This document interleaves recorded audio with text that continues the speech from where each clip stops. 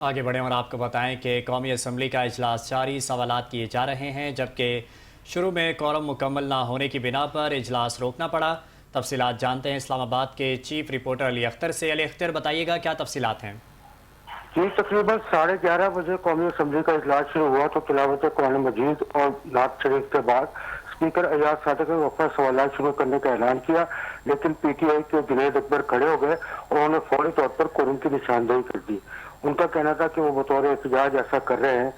मैं ये बता दूं कि कोरम का हुकूमत आज भी पूरा करने में नाकाम रही है। कल भी ऐसा ही हुआ था और चंद लोगों में इजलास शुरू कर दिया गया था और पीपल्स पार्टी और नून लीग के 10-10, 12-12 अरकान बैठे हुए थे। अब दोबारा इजलास शुरू हुआ है तकरीबन 1 घंटे के बाद, तो ख्वाजा आसिफ ने बड़ी अहम तकरीर की है और उन्होंने कहा है कि ये पाक फौज के बारे में अपोजिशन लीडर चकजोई का बयान जो है वो गैर जिम्मेदाराना है। पाक फौज हमारी रेड लाइन है, हम किसी को अपनी रेड लाइन क्रॉस नहीं करने देंगे। उन्होंने ये बताया कि 5 साल में 3000 से ज्यादा शहादतें हुई, 170 अफसरान की शहादतें हो चुकी हैं, 2500 से ज्यादा सिपाही शहीद हो चुके हैं।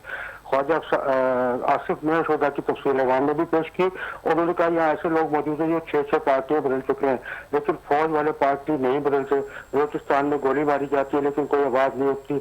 हम यहाँ पर फौज के खिलाफ बयानबाजी नहीं होने देंगे। जी अली अख्तर, शुक्रिया तफसीलात से आगाह करने के लिए।